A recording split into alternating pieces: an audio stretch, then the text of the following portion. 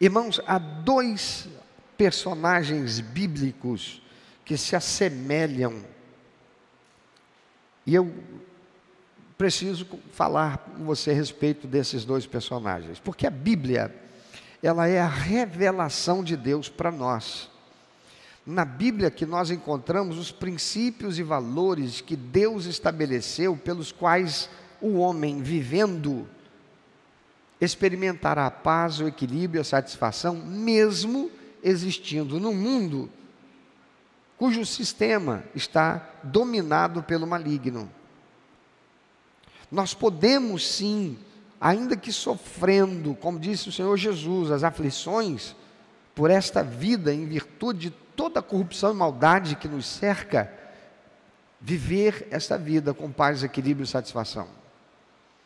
Haverá noites de pranto, de choro, mas sempre seguidas por uma manhã de alegria, porque Deus é fiel para guardar, abençoar e fazer vitorioso o Filho seu.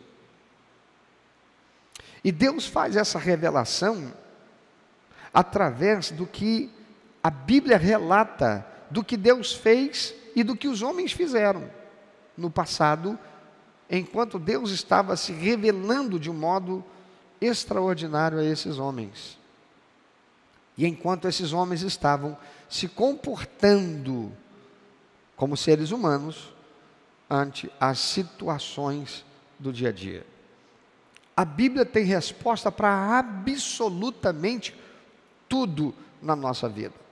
Há coisas que ainda estarão sendo reveladas a nós de modo claro e confirmadas pela ciência, como nós temos visto nos últimos dias, através do avanço desta ciência que está sendo proeminente em meio às ciências do nosso tempo, chamada neurociência. Cada vez que eu estudo mais e me aprofundo no estudo da neurociência, mais eu fico apaixonado pelas revelações que nós encontramos, confirmando, ratificando que a Bíblia é a palavra de Deus, a revelação do Senhor para a nossa vida. Dois personagens que se assemelham na Bíblia. Um está lá no Antigo Testamento e o outro no Novo Testamento. Mas ambos têm uma correlação em virtude da sua personalidade e caráter.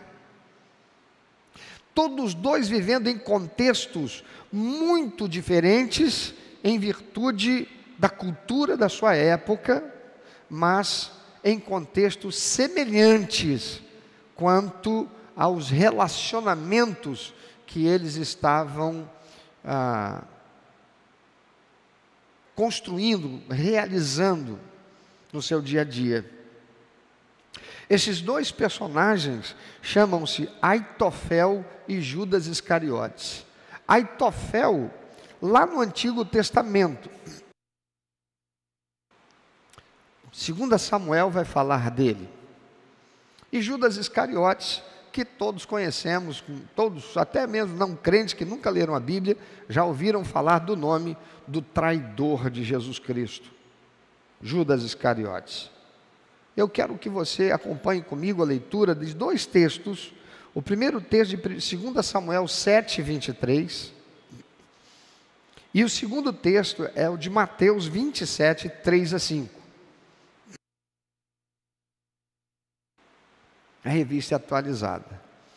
O primeiro texto de 2 Samuel 17, 23, diz o texto: vendo, pois, revista atualizada, vendo, pois, Aitofel, que não fora seguido o seu conselho, albardou o jumento.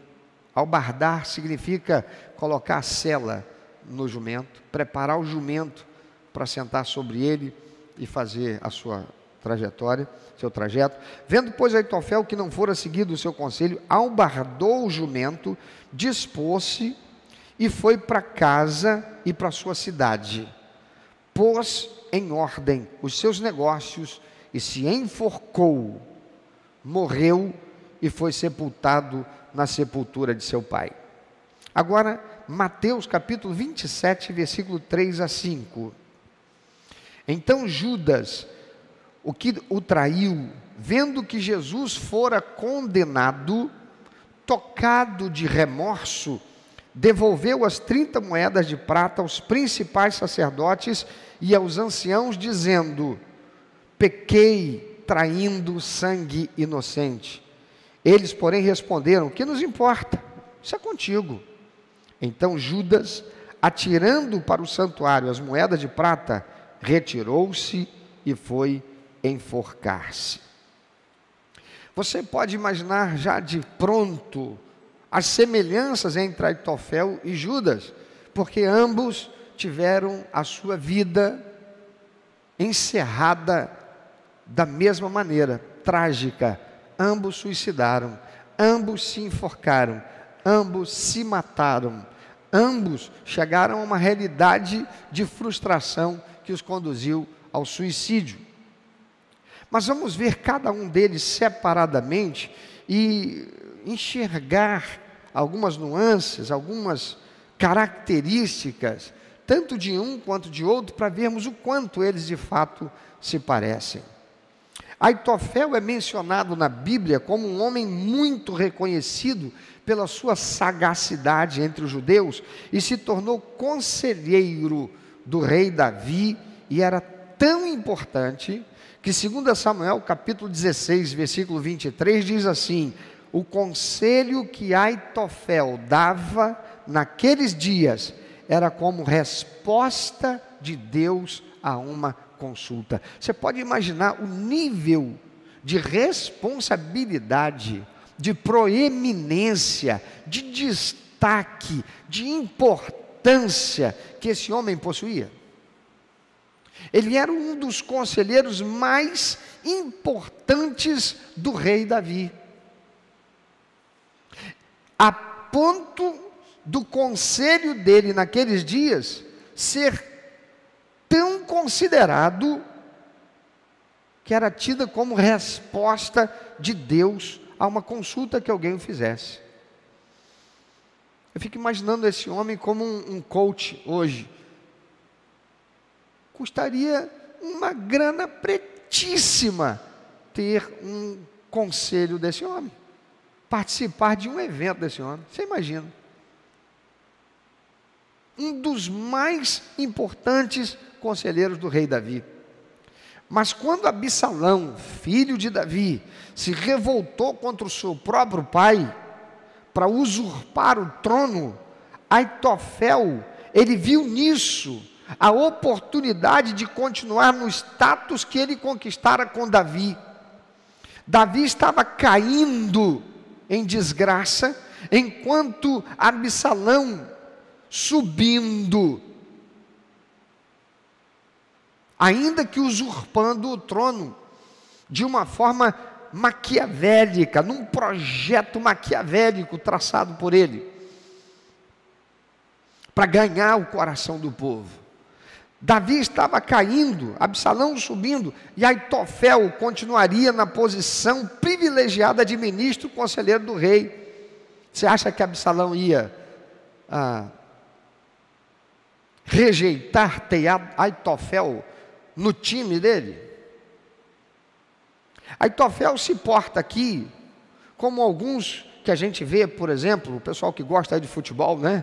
Fica chateado. Por quê? Porque pega lá aquele cara que começou no futebol de base do time, descoberto lá, ele foi nutrido lá, ele aprendeu muito lá, ele desenvolveu lá, ele se tornou o jogador mais importante do time, agora mais afamado. Aí vem uma turma lá da Europa e oferece um salarião para o cara, e ele olha para aquilo, ele já ganha um baita salário trabalhando nesse time, mas vem uma proposta irrecusável, né?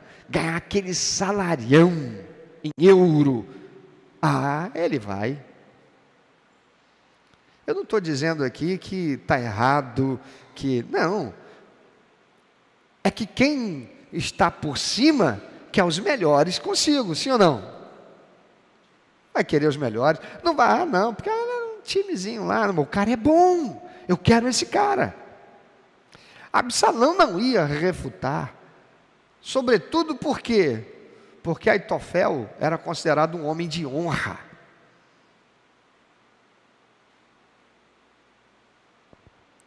E Aitofel, quando vê Davi caindo em desgraça, e vê Absalão, vai tomar o reino, Aitofel muda de time.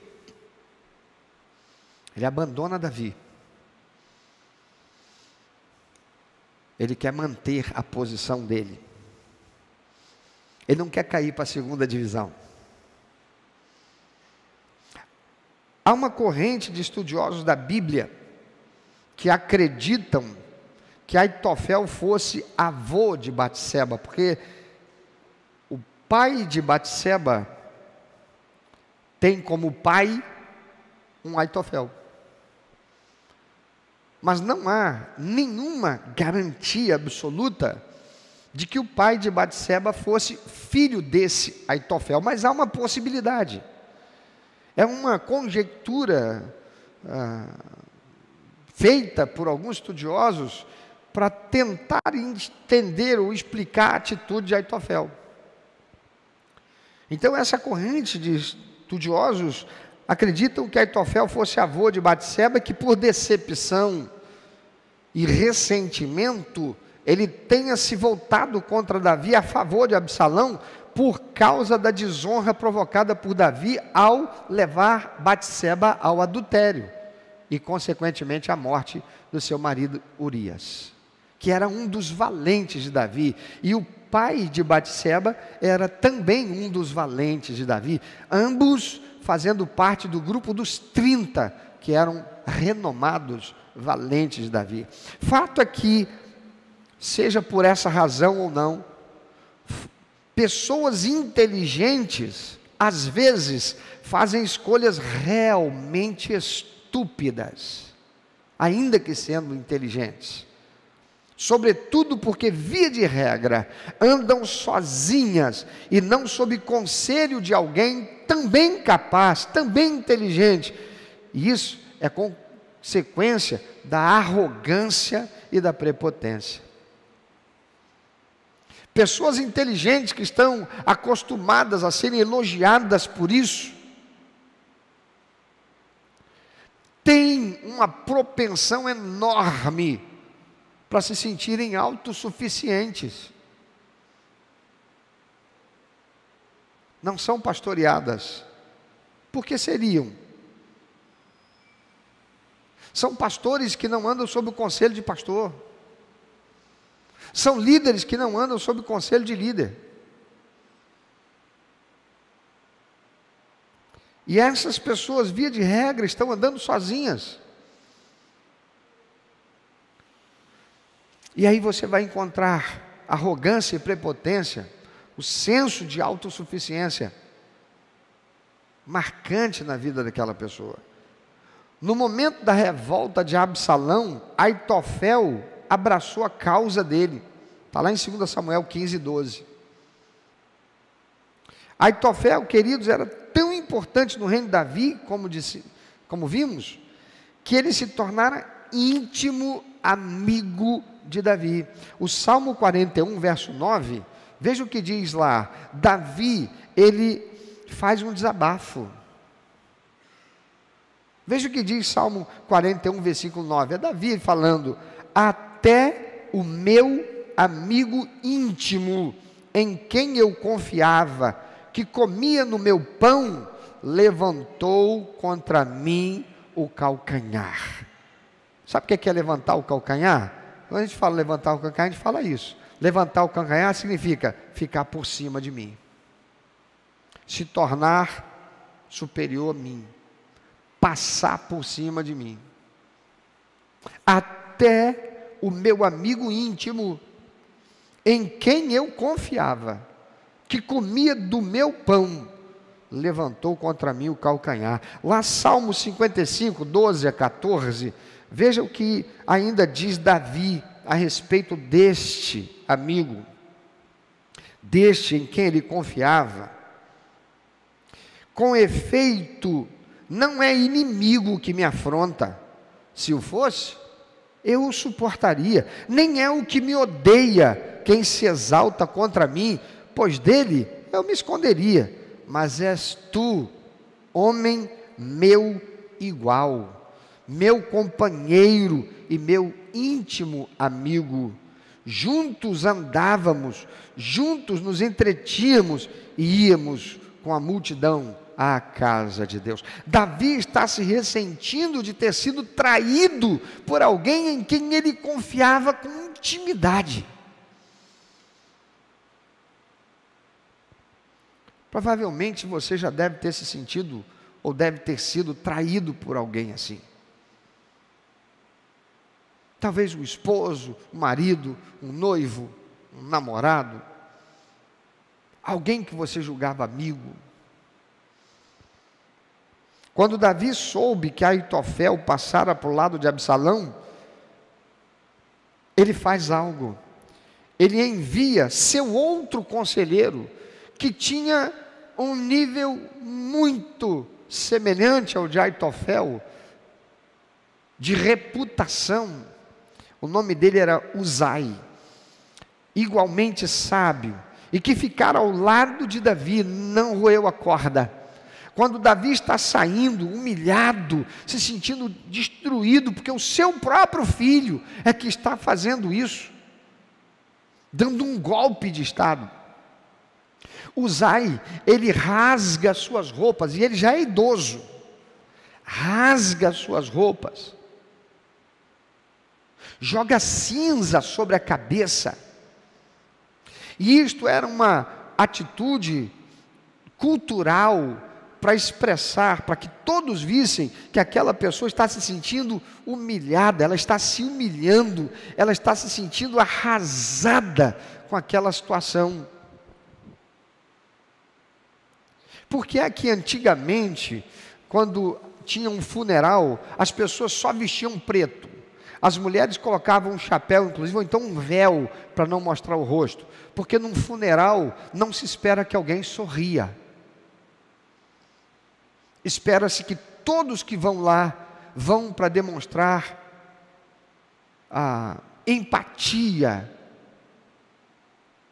solidariedade com o sentimento daquele que agora perdeu seu ente querido. Aitofel, ele rasga suas roupas, ele coloca saco, ele veste roupa, ele faz do saco, ele rasga o saco, ele veste o saco como roupa, joga cinza sobre a cabeça e vai descalço para se encontrar Davi. E Davi diz para ele: não, você não pode ir comigo. Uzai insiste, mas Davi diz para ele: não, você não vai fazer isso não, você vai fazer algo melhor por mim, você vai voltar e você vai se oferecer para ficar ao lado de Absalão, igualzinho a Aitofel. Você vai fazer Absalão acreditar que assim como Aitofel, você passou para o lado dele.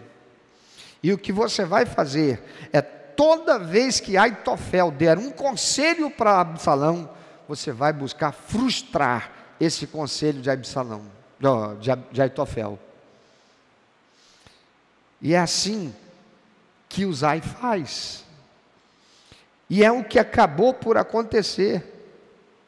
E chegou-se a tal fim, que Aitofel viu que não tinha mais nenhuma influência. Ele primeiro começa influenciando Absalão. Ele vira para Absalão e diz assim: Absalão, para que você estabeleça teu reino e todo Israel saiba que você rompeu completamente relações com seu pai. Por quê? Porque Absalão difamou Davi. Absalão construiu um esquema maquiavélico para dar um golpe de estado.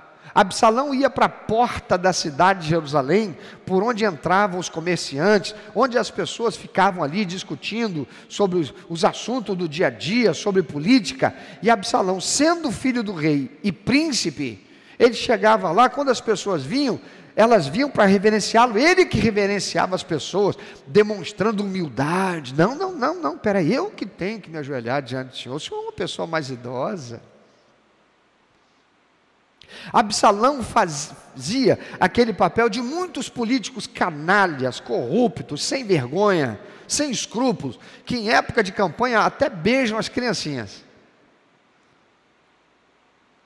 De preferência aquela que está escorrendo alguma coisinha pelo nariz, que é para marcar, para ter aquela foto que... Foi isso que Absalão fez. As pessoas vinham, Absalão dizia: ah, quem dera eu pudesse ser o rei, porque a tua causa é justa. E as pessoas estavam lá, sentindo o peso dos seus problemas, e agora elas sentiam que tinha alguém mais imediato, porque falar com o rei tinha que passar por todo um processo.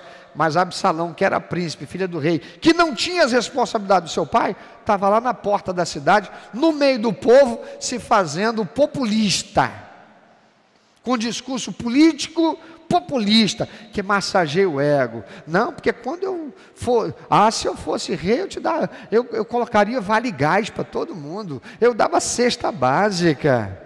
Não, o quê? Negro? Ah, não, o negro sofreu muito na história desse país. Eu iria fazer com que as faculdades tivessem um quantitativo de vagas só para o negro.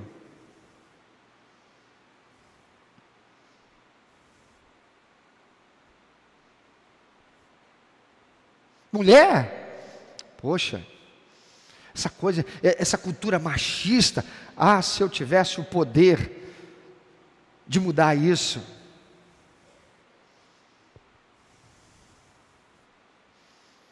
Foi assim que Absalão conseguiu conquistar o coração do povo. O povo que, quando Saul era rei, cantava celebrando Davi, dizendo: Saul matou seus milhares, mas Davi seus 10 milhares. O povo que viveu feliz em abundância de tantas vitórias que Deus dera através de Davi. Mas agora tem um populista com um discurso que agrada, que massageia. Se eu fosse o rei, o povo comeria carne, não faltaria carne na mesa do povo.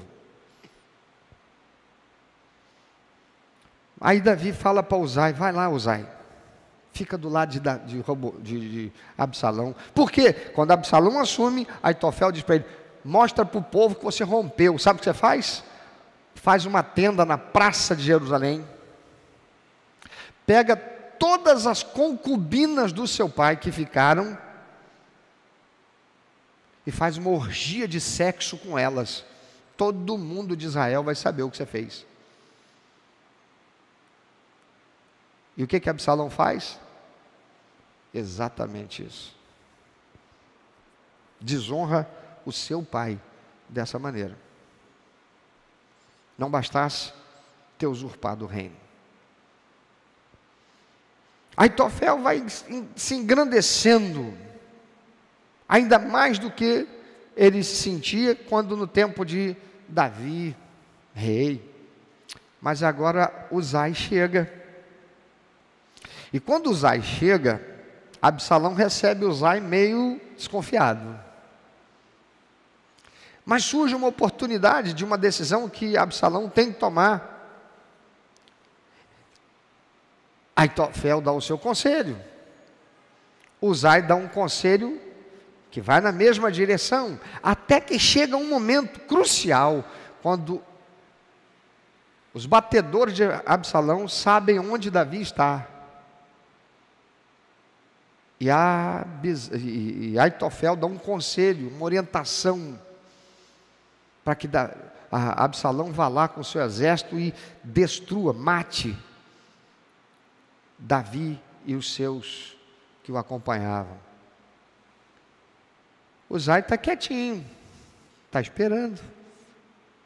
Ele ele está ali esperando, ele não chama atenção. Irmão, a pessoa sábia, que é humilde, ela não procura chamar atenção para ela. A pessoa muito inteligente, sem humildade, ela é que nem um pavão. Ela está sempre fazendo por onde? De que as pessoas vejam a beleza do seu rabo. Estou falando do pavão. Ela tem um discurso de humildade, mas ela tem uma postura de arrogância, prepotência e vaidade. Então, Absalão se volta para Uzai e diz: e você, Uzai, que conselho me dá? E Uzai dá um conselho para Absalão, que faz Absalão acreditar nele. E Absalão vira para os seus generais e diz: desta vez, o conselho de Aitofel não é bom.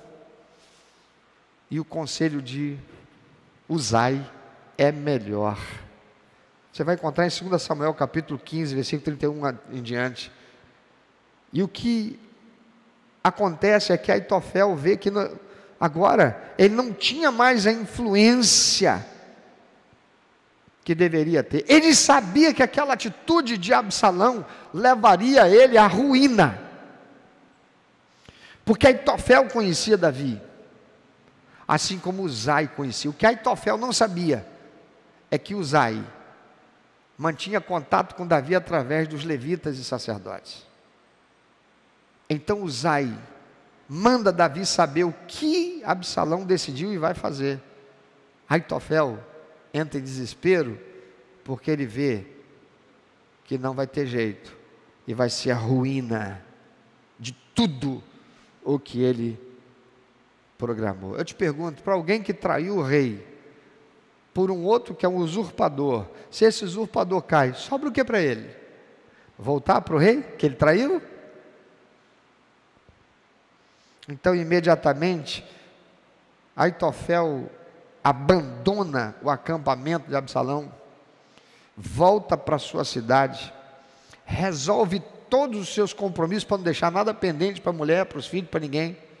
Como quem diz: ninguém vai poder falar nada de mim, vou deixar tudo certinho. E se mata, ele se enforca, ele morre. Arrogante até no final. Esse foi Aitofel. Agora vamos ver quem foi Judas Iscariotes. Judas era um nome comum nos tempos de Jesus. Por isso, da designação Iscariotes, que pode significar, como muitos estudiosos mais aprofundados da língua, que significaria a designação do lugar de onde procedia Judas, como era comum acontecer, e a gente encontra em tantos nomes e relatos a respeito de pessoas na Bíblia. Então, supõe-se que Iscariote quer dizer da região de... Deu branco. Já eu falo. Quiriate, oxe, né? Ou Quiriote. Então Judas seria Iscariote por vir de Quiriote. Ele foi um dos 12 discípulos escolhidos pelo Senhor Jesus. Os evangelhos nada mencionam sobre a sua origem a respeito dele, a não ser a declaração que diz, entre aspas, que foi quem o traiu. Os evangelistas não fizeram questão de apresentar detalhes a respeito da origem de Judas, embora Judas tendo sido um personagem tão importante e significativo na história do cristianismo. Não o fizeram.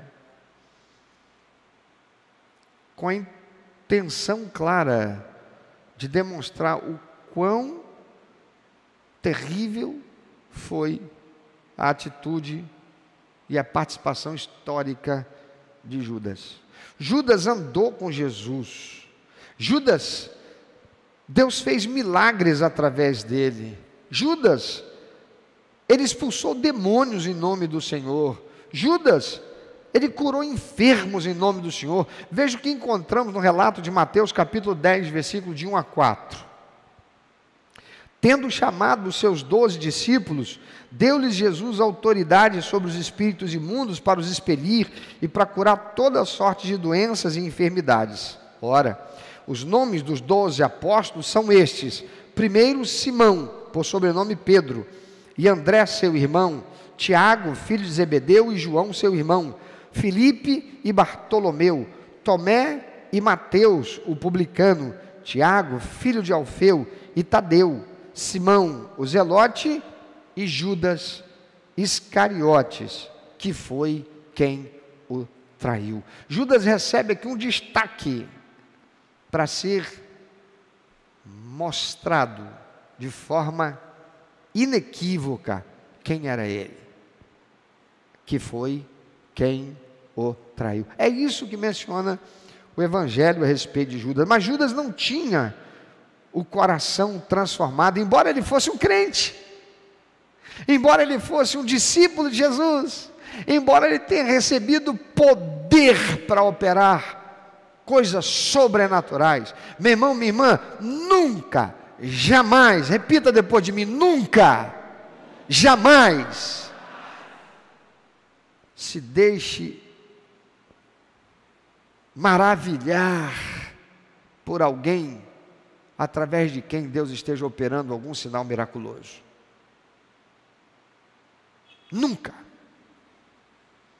Não se permita pensar que porque o Espírito Santo usa uma determinada pessoa na igreja, essa pessoa é alguém espiritual e maduro espiritualmente. Nunca.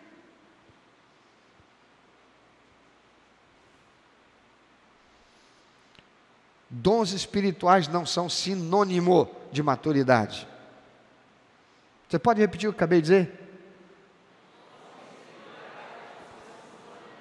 Não são sinônimos de maturidade. Maturidade você vê na pessoa, na medida em que você anda com ela, na medida que ela testemunha, quando ela tem que enfrentar as adversidades, como é que ela reage? Quando ela comete uma falha, como é que ela reage? Quando ela é submetida a pressões, como é que ela reage?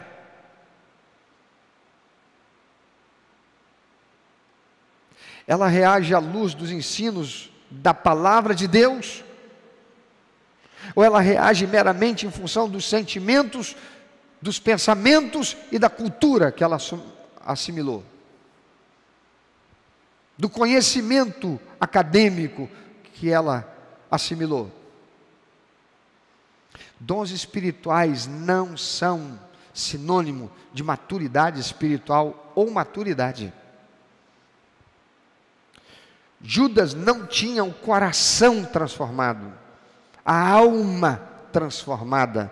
Ele tinha um projeto de vida que era diferente do que o Senhor chamou todos eles para ter, que é ser pescador de homens, viver para o reino de Deus, não para o reino de Deus segundo a ideologia dos homens, como era o ideal de Judas. Meu irmão, minha irmã, nós estamos vivendo num tempo hoje, no Brasil sobretudo, em que muitos cristãos estão buscando viver o cristianismo segundo ideologias políticas, não estão confrontando as ideologias políticas de acordo com o que diz a palavra de Deus. Não pode ser assim. Ou nós temos a Bíblia como única regra de fé e prática, ou nós estaremos dividindo a igreja entre ideologia de um lado e de outro, socialismo, comunismo e capitalismo. Não pode ser assim. Nós temos que ser teocêntricos, centrados em Deus. Nós temos que ser cristocêntricos, centrados em Cristo. Nós temos que ser bíblicos, tendo a palavra de Deus como a nossa única regra de fé e prática. Isto nos une e nos unirá e fará a igreja de Jesus forte. E é sobre esta igreja que a palavra do Senhor diz que as portas do inferno não prevalecerão, porque a igreja irá para a sociedade perdida contra a corrupção, contra os desmandos, contra toda sorte de maldade, não por força, nem por violência, mas pelo Espírito Santo de Deus. E é aí que a vitória vem. Satanás não pode, com todo o seu exército, contra a igreja de Cristo, que está centrada na palavra de Deus, que tudo critica com a palavra de Deus como base autoritativa, não ideologias, não formação cultural e acadêmica, palavra de Deus. Judas não tinha seu caráter transformado. Ele continuava com uma visão materialista de vida e acabou levando-o a se tornar ladrão. Provavelmente porque não fosse ladrão, provavelmente não porque fosse ladrão meramente, mas porque se julgava no direito de pegar dos recursos financeiros do grupo de discípulos por seu tesoureiro e acreditar que estivesse fazendo o que era certo no processo de desenvolvimento do seu plano ideológico de restabelecer o reino político de Israel. Veja o que diz João capítulo 13, versículo 29. Pois como Judas era quem trazia a bolsa, pensaram alguns que Jesus lhe dissera: compra o que precisamos para a festa, ou lhe ordenara que desse alguma coisa aos pobres. Está designado aí, Judas era o tesoureiro do grupo de discípulos de Cristo. Agora veja capítulo 12, versículo 6. Isto disse ele, não porque tivesse cuidado dos pobres, mas porque era ladrão, e tendo a bolsa, tirava o que nela se lançava. Ladrão não é só aquele que rouba para satisfazer o que ele quer para si. Ladrão é também aquele que rouba para satisfazer os seus ideais diferentes de quem deveria ser. Sabe o que quer dizer isso? O ideal de Judas não era o ideal de Cristo. O ideal de Judas não era o ideal de Deus. Judas queria restabelecer o reino político de Israel. Judas queria que Israel se tornasse novamente um estado político e autônomo. Judas queria que Israel se tornasse um estado político autônomo sob o poder de Deus, como Davi. Como ele entendia, assim como muitos do seu tempo, que a profecia e as profecias era de que o reino político, teocrático, como foi nos tempos de Davi, seria restabelecido. Então Judas, ele desviava do dinheiro, sendo ele tesoureiro, para fazer cumprir os propósitos que ele tinha, assim como de outros, com ideais políticos. Meu irmão, minha irmã, quando você é crente em Jesus, quando você diz eu sou salvo, remido e lavado pelo sangue de Cristo, mas você investe mais tempo, mais dedicação em ideais políticos, em discussões políticas, em aprender coisas sobre política e menos sobre Deus, a palavra de Deus, você está sendo ladrão, você está roubando de Deus. Por que ele está roubando de Deus? Por que Deus nos salvou em Cristo Jesus e nós continuamos nesse mundo de tanto sofrimento? Por que Deus, que é amor, quando me salvou, quando eu recebi Jesus como meu único eterno suficiente Salvador, Ele simplesmente não apagou a luz, eu morri e ressuscitei na eternidade para viver com Ele no céu, e você? Está lá em Mateus 28, 19 e 20, o que diz lá Mateus 18, 28, 19 e 20? Vamos ler juntos? Qual é a grande comissão deixada por Jesus antes de subir ao céu? Ide, portanto, fazei discípulos de todas as nações, batizando-as em nome do Pai, do Filho, do Espírito Santo, ensinando-as a guardar todas as coisas que vos tenho ordenado, e eis que estou convosco todos os dias, até a consumação do século. Esta é a razão pela qual eu e você continuamos vivendo nessa terra. E quando um crente gasta tempo discutindo política, tentando convencer o outro, não abre a Bíblia, não estuda, não quer convencer o outro da verdade eterna, está roubando de Deus,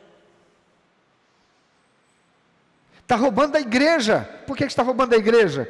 A palavra de Deus diz que o Senhor, o Espírito Santo, coloca o crente no corpo de Cristo, capacitando como Ele quer, para um fim proveitoso, de modo que ele tem um dom, ele tem um dom, ele tem um dom, ela tem um dom, ela tem um dom, cada um tem um conhecimento, uma formação acadêmica, uma formação cultural, dessa mesma cultura, que precisa ser unida como um corpo, para esse corpo, chamado igreja, cumprir o propósito do cabeça, que é Cristo Jesus. E quando a gente não faz isso, quando eu estou usando meu tempo, quando eu estou usando meus dons, quando eu estou usando meus talentos, quando eu estou usando meus recursos, quando eu estou me permitindo ser usado por ideologias e deixando a missão de lado, eu não me tornei outra coisa senão um ladrão.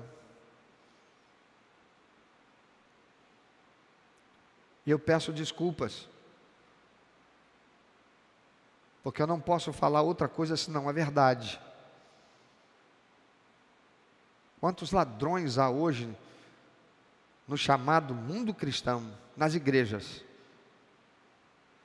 que em vez de estarem colocando as suas vidas no altar do Senhor, para cumprir a razão da sua existência nessa terra, estão investindo naquilo que não é a missão dada e deixada pelo Senhor, razão para continuar existindo aqui.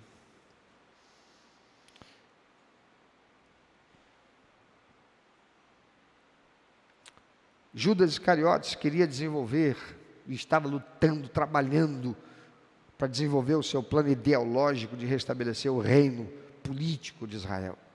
Ele viu em Jesus o Messias que iria cumprir esse propósito. Pessoas arrogantes, amados, acreditam que o que fazem se justifica por seus ideais, que acreditam serem elevados e o melhor para os outros, sem se importarem com o que os outros pensem a respeito dos seus ideais, ou destes ideais.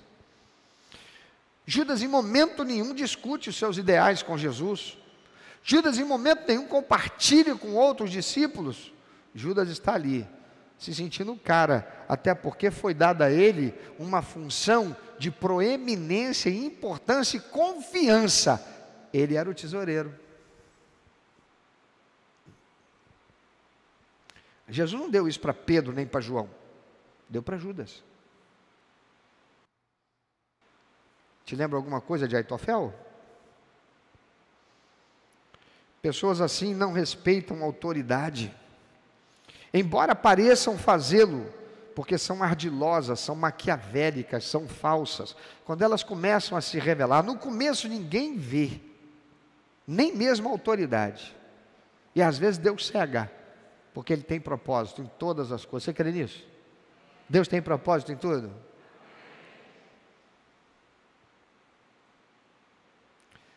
Então, irmãos, tomem cuidado quando alguém parece ser leal e fiel ao seu líder, mas aí você começa a ver essa pessoa apresentando um comentário que menciona uma suposta falha do líder, ou que menciona uma suposta ideia diferente e melhor do que a que o líder apresentou, em vez de praticar Mateus 18,15, em vez de ir lá no líder e conversar com o líder. Líder, meu líder, olha, o senhor falou isso assim, assim, mas tem essa ideia aqui que, poxa, o que o senhor pensa disso?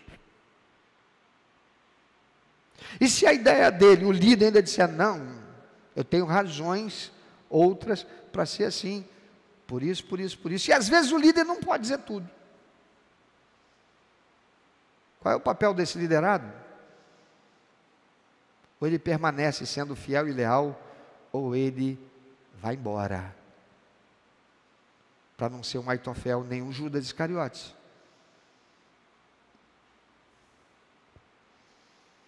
Judas trai Jesus, pensando em começar uma revolução, acreditando que as multidões que o aclamaram como filho de Davi, ou seja, virtualmente o rei legítimo, se rebelariam contra as autoridades romanas e judaicas e colocariam Jesus sobre o trono como rei, restabelecendo o reino de Israel. Jesus está entrando em Jerusalém, está no finalzinho do seu ministério.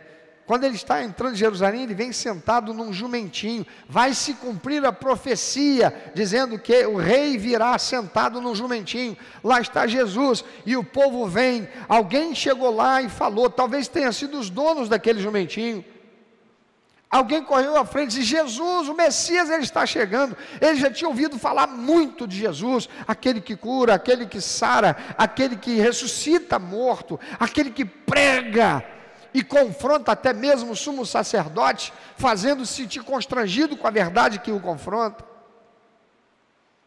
Será este o Messias, o rei das promessas de Deus, dos profetas do passado? Então eles correm, pegam ramos, estendem suas capas, enquanto Jesus vai passando sobre tudo aquilo, e ele é aclamado, bem-vindo rei, aquele que vem como filho de Davi. Judas vê aquilo e diz, agora é o momento, chegou a hora. Pentecostes, Páscoa, judeus de todo lugar do mundo vindo para cá, judeus que estão dispersos em muitas nações, estarão aqui esta semana. É o momento. Então, Judas não traz Jesus por causa do dinheiro oferecido pelos sacerdotes, mas ele aceita o dinheiro para se fazer acreditado por esses sacerdotes na disposição dele trair Jesus. Judas, ele pensa em usar Jesus e usar os sacerdotes para a realização do seu projeto. É assim com aquele que se acha muito inteligente e é arrogante, prepotente.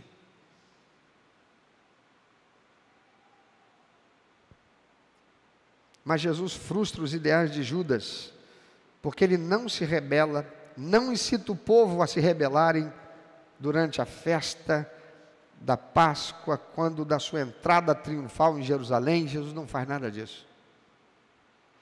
E quando Jesus é preso, o povo não sai em defesa de Jesus.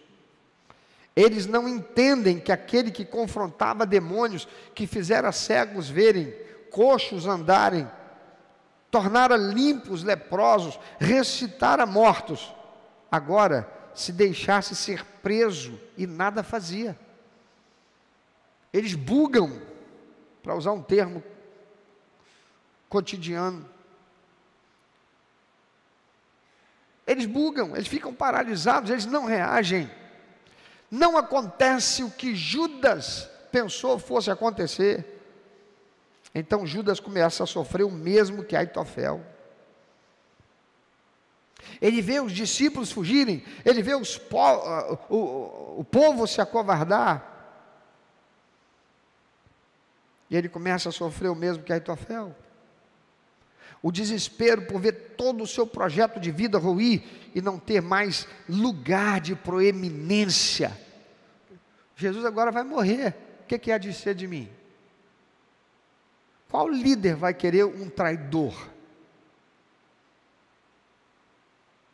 Acabou, não tem mais espaço para mim.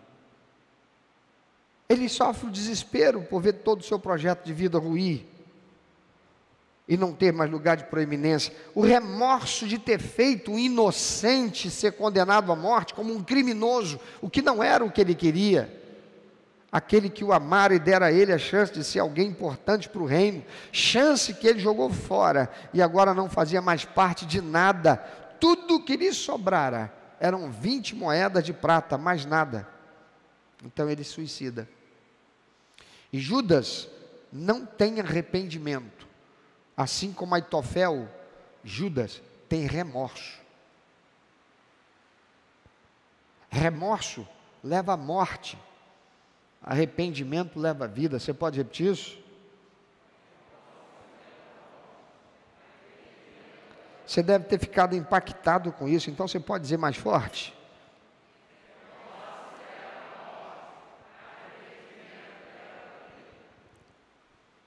Quanta gente boa destruiu o casamento e tudo que restou foi o remorso.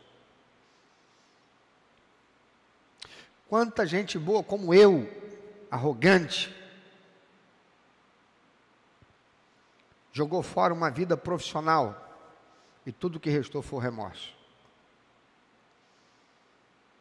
Quanta gente vaidosa jogou fora o seu futuro por não ouvir conselhos, por andar sozinho. E depois se enveredou por um caminho de remorso, nas drogas, nos vícios, numa vida de promiscuidade, de perdição. Remorso leva à morte. Arrependimento leva à vida. Uma característica fundamental que tanto Aitofel quanto Judas possuíam, eles eram isolados em si mesmos. Você pode repetir essa característica? Aitofel e Judas eram isolados em si mesmos. Olha para quem está do teu lado, por favor, ajude ele a guardar isso. Isolados em si mesmos. Agora olha para mim, você é isolado em si mesmo? Aitofel e Judas não tinham a quem prestar contas. Judas tinha Jesus, o Messias. A Bíblia não diz que Judas fosse um cara que, como discípulo, chegasse para Jesus. A gente vê Pedrão toda hora tropeçando, como arrogante que também era. Mas a diferença da arrogância de Pedro é que ele era truculento.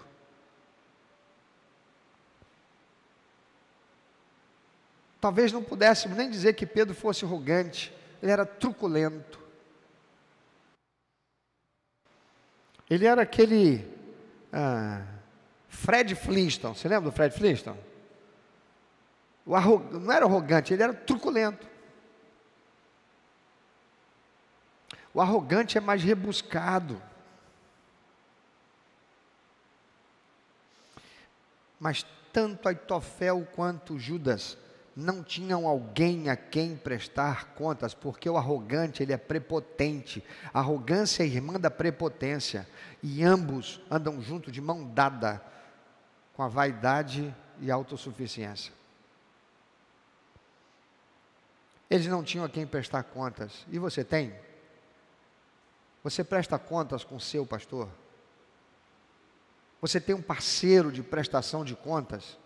Para você não andar sozinho com os teus sentimentos e esses pensamentos que pululam a sua mente, fazem você ruminar coisas que te azedam e te conduzem para decisões que quase sempre, ou via de regra, o resultado não é bom.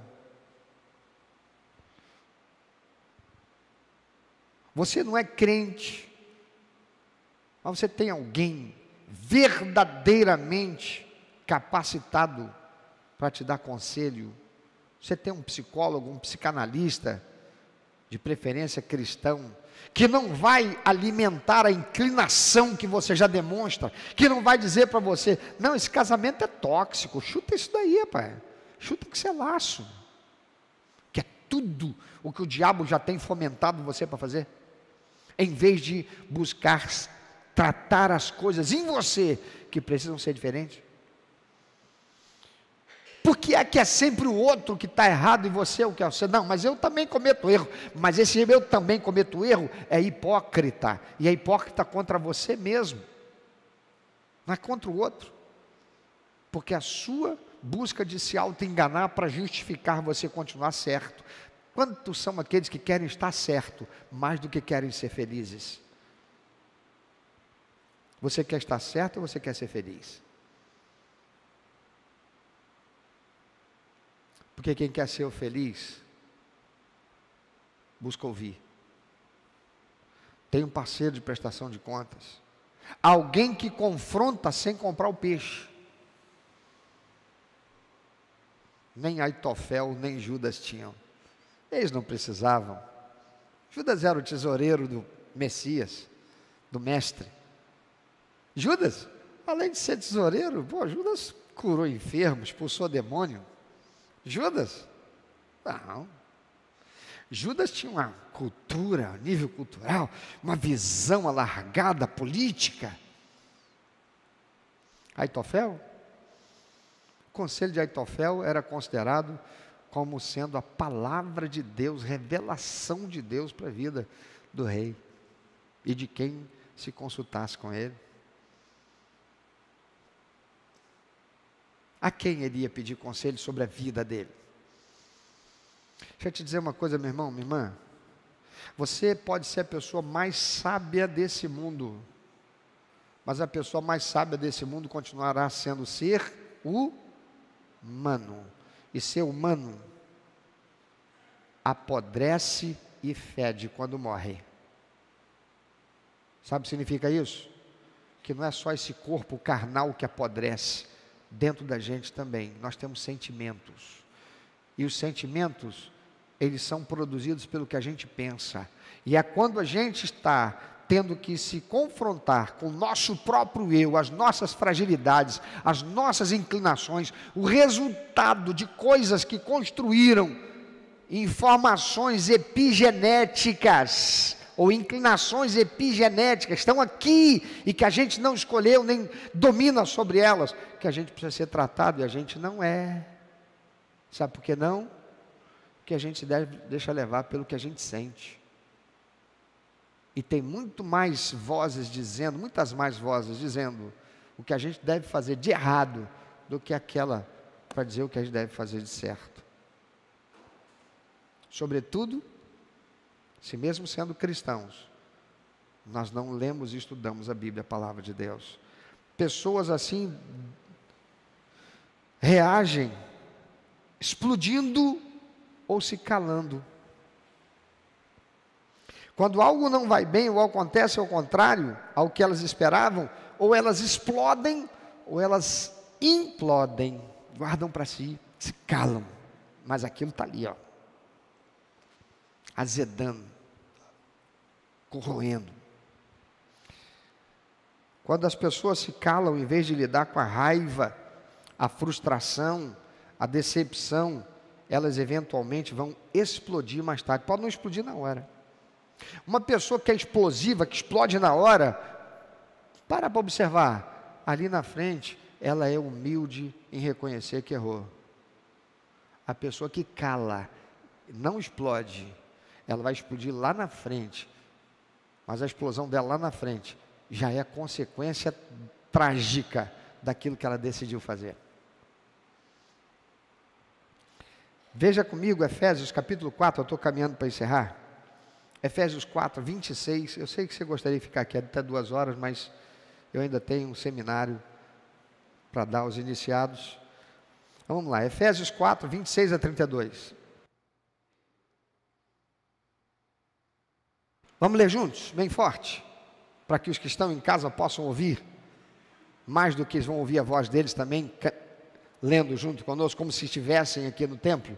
Vamos lá? Irai-vos e não pequeis, não se ponha o sol sobre a vossa ira, nem deis lugar ao diabo. Aquele que furtava, não furte mais, antes trabalhe fazendo com as próprias mãos o que é bom, para que tenha com que acudir ao necessitado. Não saia da vossa boca nenhuma palavra torpe, e sim unicamente a que for boa para edificação, conforme a necessidade, e assim transmita graça aos que ouvem, e não entristeçais o Espírito de Deus, no qual fostes selados para o dia da redenção. Longe de vós toda amargura e cólera e ira e gritaria e blasfêmias, e bem assim toda malícia.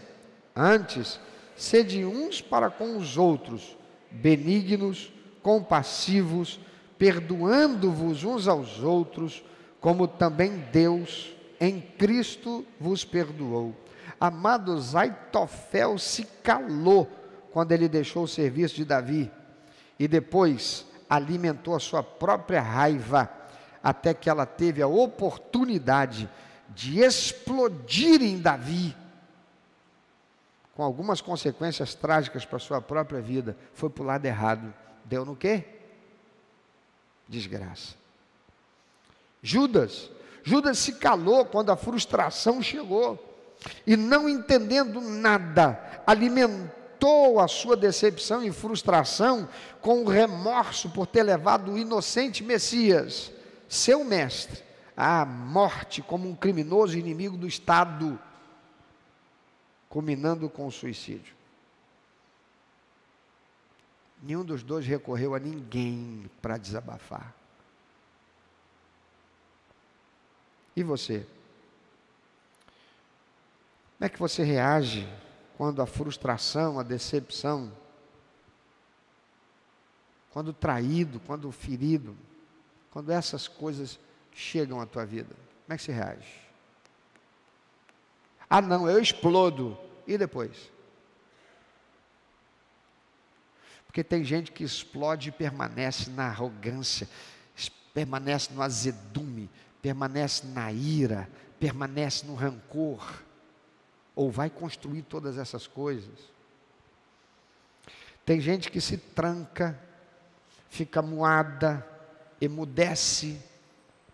Tem gente que fica rancorosa, remoendo aquele mau desfecho.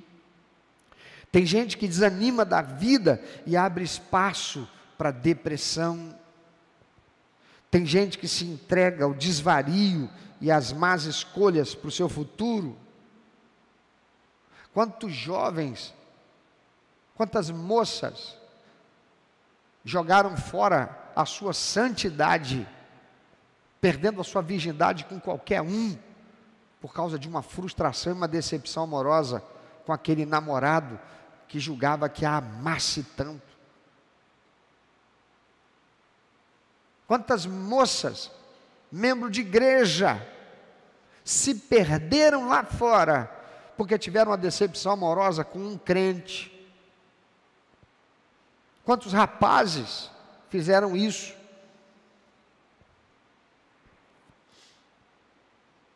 Quantos foram para uma vida de promiscuidade?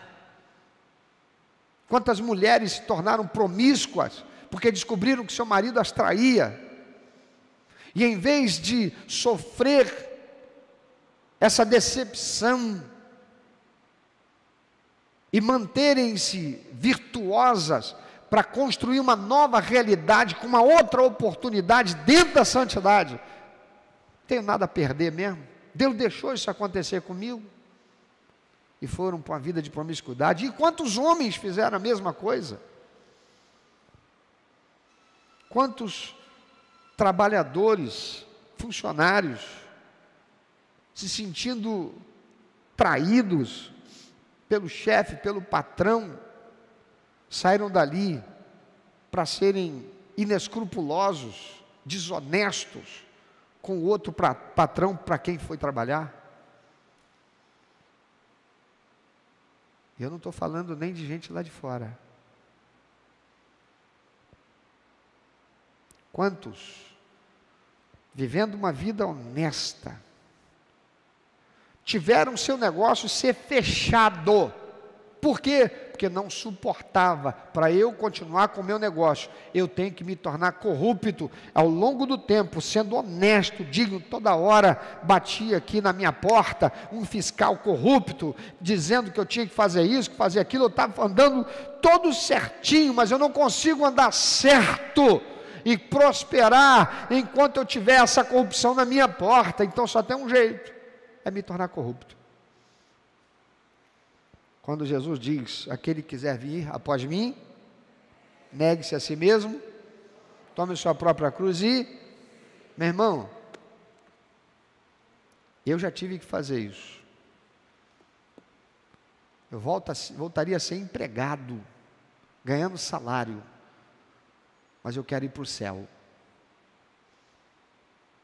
Porque o crente que se submete ao pecado, ele está blasfemando contra o Espírito Santo, porque ele sabe a verdade. E aquele que morre no pecado não tem perdão. Porque o único pecado que não tem perdão, diz a Bíblia, é a blasfêmia contra o Espírito Santo. Não seja como Aitofel e nem Judas Iscariotes. A gente olha para esses personagens, principalmente Judas Iscariotes, e eu, hein? Deus me livre, eu não trairei Jesus. Sério mesmo? Você não tem sido ladrão? Que bom. Que bom que você não é um inveterado, uma inveterada em política, mais do que você é em levar pessoas à salvação. Aliás, quantas pessoas mesmo você já levou para o seu grupo pequeno? Seu grupo pequeno já se multiplicou quantas vezes? Porque você tem levado pessoas para o seu grupo pequeno? Aliás, a igreja já cresceu quanto mesmo? Porque você, ovelha, multiplicou ovelhas. Aliás, a igreja já se tornou capacitada financeiramente para fazer o que ela precisa, porque você não rouba de Deus, você é dizimista fiel. E você o adora com a sua oferta de honra. Pensa sobre isso. Por que é que a palavra de Deus nos confronta, irmãos? Por que que a palavra de Deus nos faz, às vezes, sermos chamados de ladrões, de roubadores, de egoístas, de orgulhosos? Porque a palavra de Deus diz que o avisado vê o mal e se esconde. Para que nós sejamos limpos daquelas coisas que, se porventura estivermos desenvolvendo o que é errado, não caiamos no erro, porque Deus nos quer fazer abençoados. O Senhor quer que nós prosperemos, o Senhor quer que nós nos pareçamos com Ele, Jesus, o perfeito. Nunca seremos perfeitos, mas nós temos que perseguir isso. Porque se não perseguirmos sermos a imagem e semelhança de Deus, as circunstâncias desse mundo, a influência desse mundo, a influência dos demônios que trabalham para que a nossa mente pense de modo a gerar sentimentos que nos conduzam às atitudes que desonram a Deus, crescerão a tal ponto que nós nos distanciaremos do bem e da verdade. Deus quer te fazer abençoado, abençoada.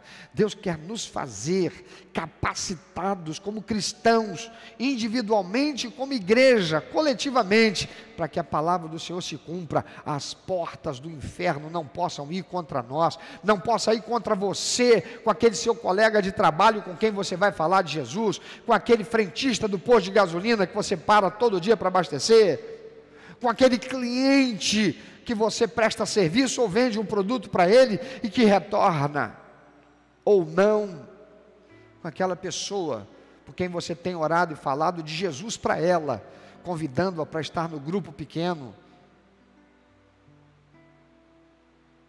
para que você, quando estiver no cumprimento da missão de trazer pessoas para Jesus, seja revestido de poder e autoridade no nome do Senhor Jesus. Porque até Judas foi revestido de poder, curou enfermos, expulsou demônios, pegou o evangelho do reino. Por que você não? Sendo um crente, uma crente.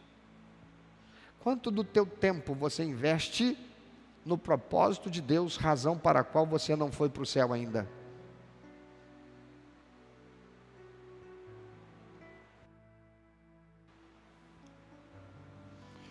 Cuidado com Aitofel, cuidado com Judas. Amado Deus, em nome de Jesus, eu oro agora pelo teu povo, e eu clamo ao Senhor, Espírito Santo, completa a tua boa obra na vida do teu povo. Meu Pai, o Senhor sabe a quem o Senhor confrontou, sobretudo nessa manhã.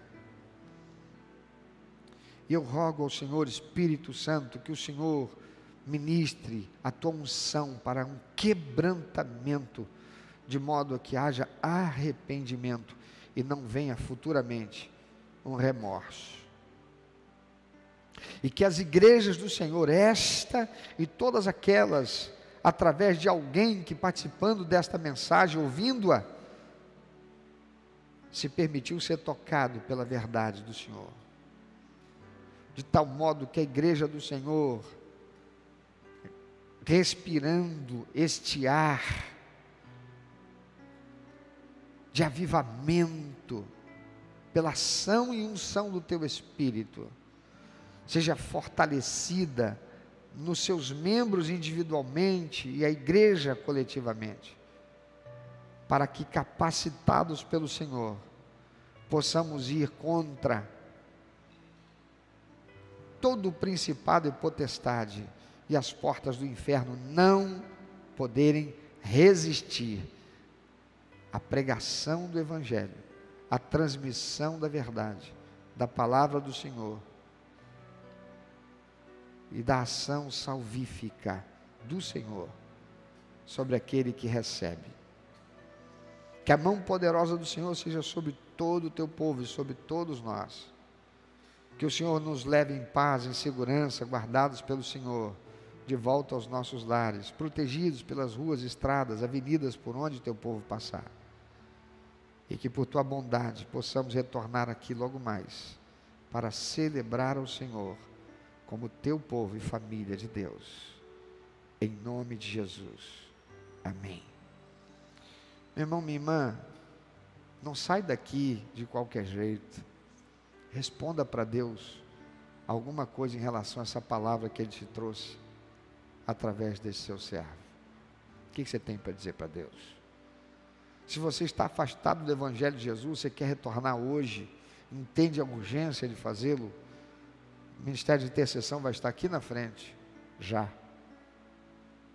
para receber você, e vai orar contigo. Se você está participando conosco pela internet, tem um QR Code aí na sua tela, envie para nós essas informações, nós vamos estar em contato com você. Nós queremos ser um lugar de vida, um lugar de bênção, para a tua vida e para a tua família. Que Deus te abençoe. Vamos louvar o Senhor?